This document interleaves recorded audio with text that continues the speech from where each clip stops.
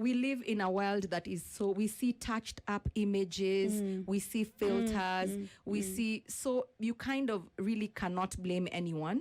So when you're telling us we have to remember our science, people don't have that time when they're going to buy stuff. The span of attention is there's a very thin line on information and our patience. Yeah. So, and the industry, again, they're taking advantage of, we have no time to read. And in fact, even when you read, you don't understand these ingredients. But again, I keep saying, Maybe we've got to learn. Maybe you can tell us what dangerous chemicals we need to look at. You've told us kojic acid and niacinamide. Those ones are safe. Glutathione? Yeah, glutathione is, but yeah, there are mgs that are too high. I've seen there are also supplements that has glutathione, and I think that's one of the key areas that we need, our standards need to go to that. Gummies are everywhere. Yeah, I was going to ask you about the lightening gummies, glowing for glowing skin. Is glowing the marketing is term. Glowing also a marketing term for bleaching? Because it feels like it feels like, but a good glow can be, you can be as dark as and still have a very nice glow.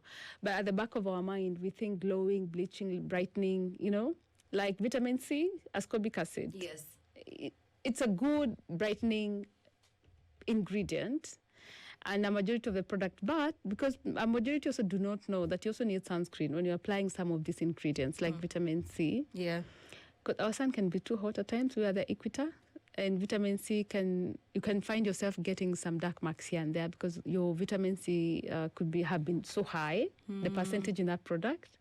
So like you're saying, sensitization and information, so that when you're going to buy this product, you truly, truly know that this is supposed to be applied at night, this is for day, and there are those that you're not supposed to apply every other day, like retinol, especially with the young generation. And let me mention that because I have seen as young as 25-year-olds, I've been told now you're ready for retinol, you can apply on a daily, and no one is telling them this is 2%, this is 1%, or this is 0.5 retinol, or this is 5%. Retinol is a key anti-aging, but for sure, the 25-year-old still has collagen here and there. They don't need as much retinol that is being marketed online. Yeah. And the reason why it has become such a hype is because of the results that it shows.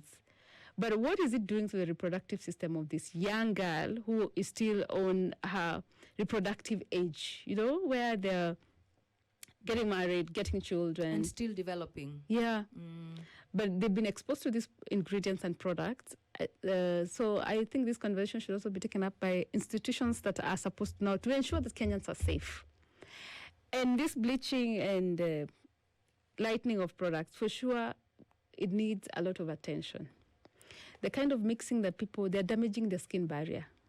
And even by the time they're coming to us to get a solution, you can see the skin barrier is so damaged, or they have applied so many actives. So this product has been written, it's good for acne, this is for brightening, this is for, and all these products, they have some actives that do not marry.